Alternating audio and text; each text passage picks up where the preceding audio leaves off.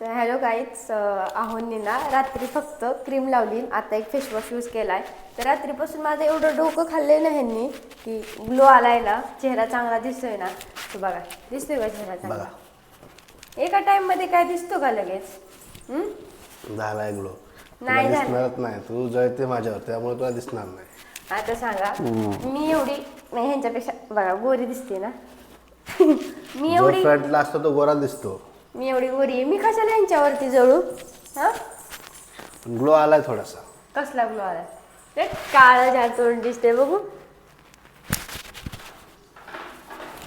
रात्रीपासून ना मला ह्यांनी नको नको नको केलंय. मला तर दिसतंय, तुला दिसत नाही तर तुझा प्रॉब्लेम आहे. थोडासा ब्राईट झाला स्किन. काय थोडीशी स्किन ब्राईट झाली माझी. आता रोज यूज केला तर काहीतरी फरक दिसेल ना. एका वॉश मध्ये तुम्हाला फरक पाहिजे का? बघत राहा फक्त बघत राहता फक्त ग्लो. रोज चेहऱ्याला लावतो, रोज रात्री पण सकाळी पण. काय नाही मग ही माझा चेहरा बरा नाही का? काही न लावता ग्लो. ह्या सारखे बाजूला ग्लो कसा येतो माहिती का? जेव्हा शरीरात बदल होतो, आपलं शरीर मोठं होतं किंवा बारीक होतं, व्यायाम करतो आपण, बसल्या ट्रान्सफॉर्मेशन होतं बॉडीमध्ये, तेव्हा ग्लो येतो माहिती का स्किनवर. मग तुमच्यात आलाय का? मी वजन पण कमी केलंय.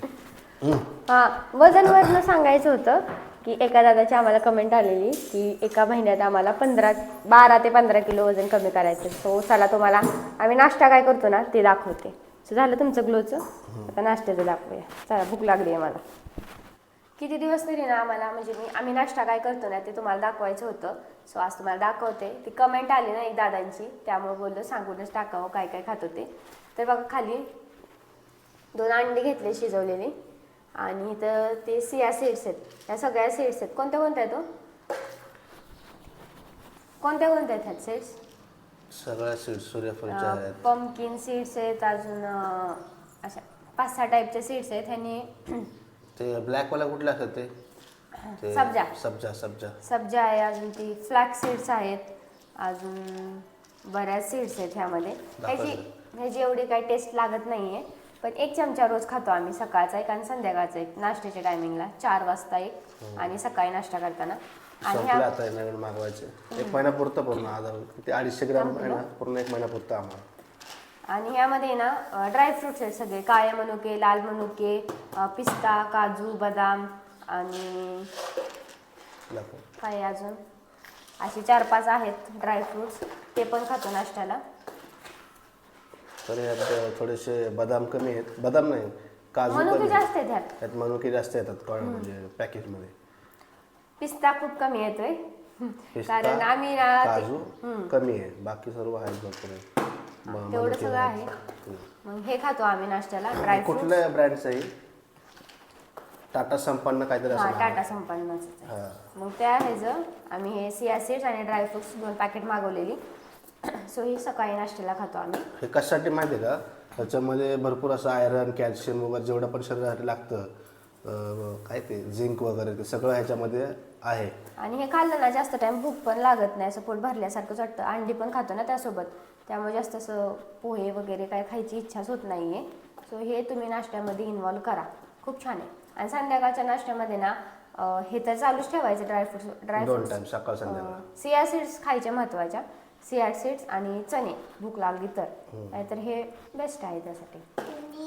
आणि सकाळ सकाळ गरम पाणी ते पण आहे. सो तांब्या भरून आणलेलं आहे मी गरम पाण्याचं. सो हे खाल्लं ना नाश्त्यामध्ये, मग बाकी काहीच क्रेविंग पण होत नाहीत.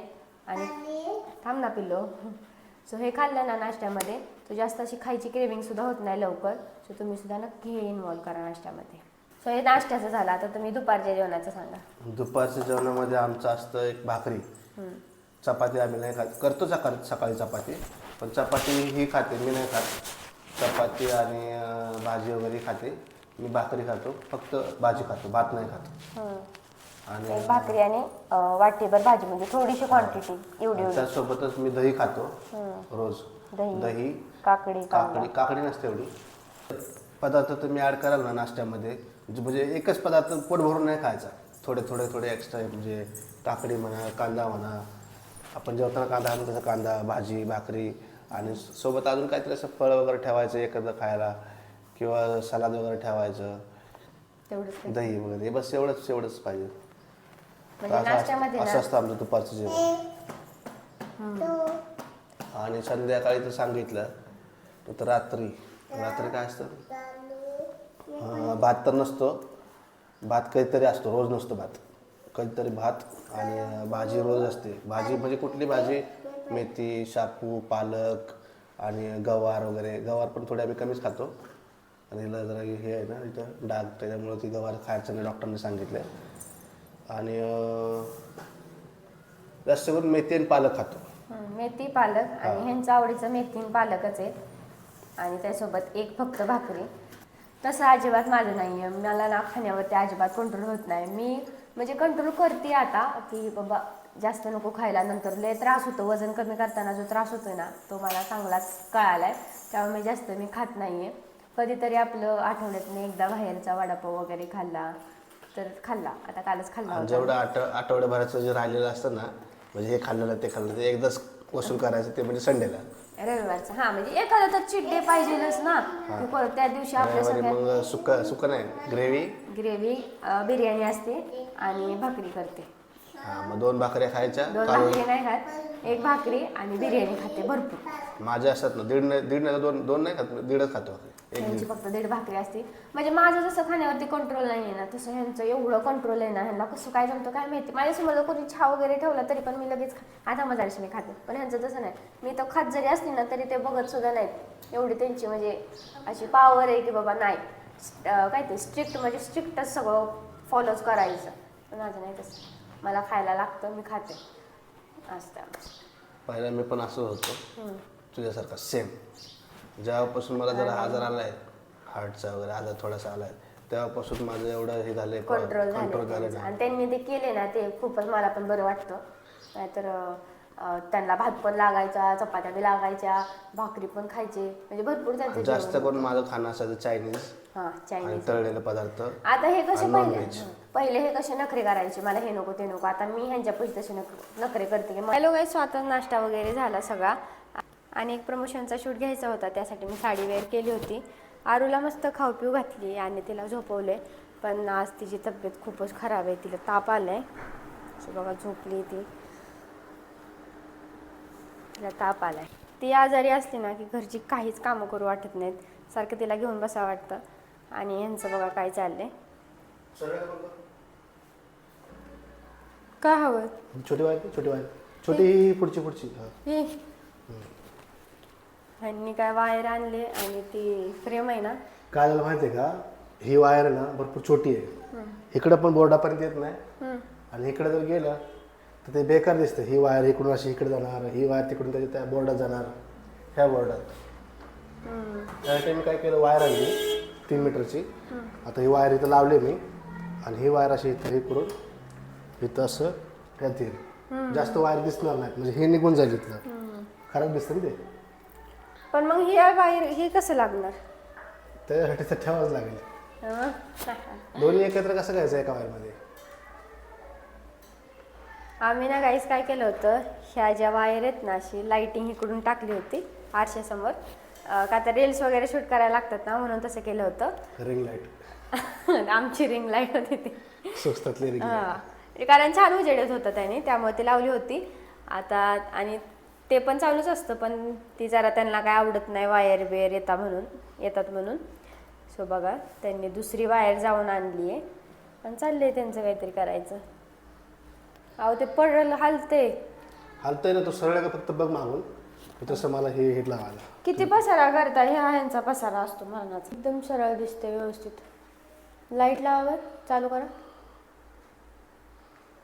ना. थांब ना जरा. हो काय तिथं बघा ना, तिथं त्यांनी कसं लावलंय असं वरती, तसं नाही का आपल्यात? काय लागलं वरती? ते नाही का वायरला असं चिटकून ठेव, नाही आहे का? हे काय तेच आहे ना? हा काय, हा हेच धरा मला वाटलं नाहीच. आवय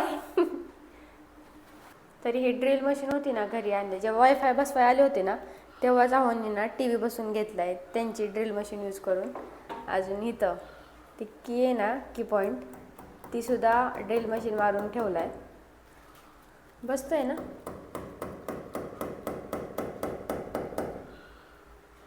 असल्या ह्याच्यात त्यांना काम करायला काय मजा येते काय माहिती.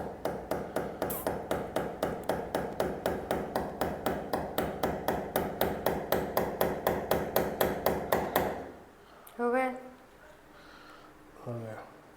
चालू करा आता. काय बोलतात ते, बिगारी आहे बिगारी, हाताखाली सगळं सामान द्यायचं ह्यांच्या.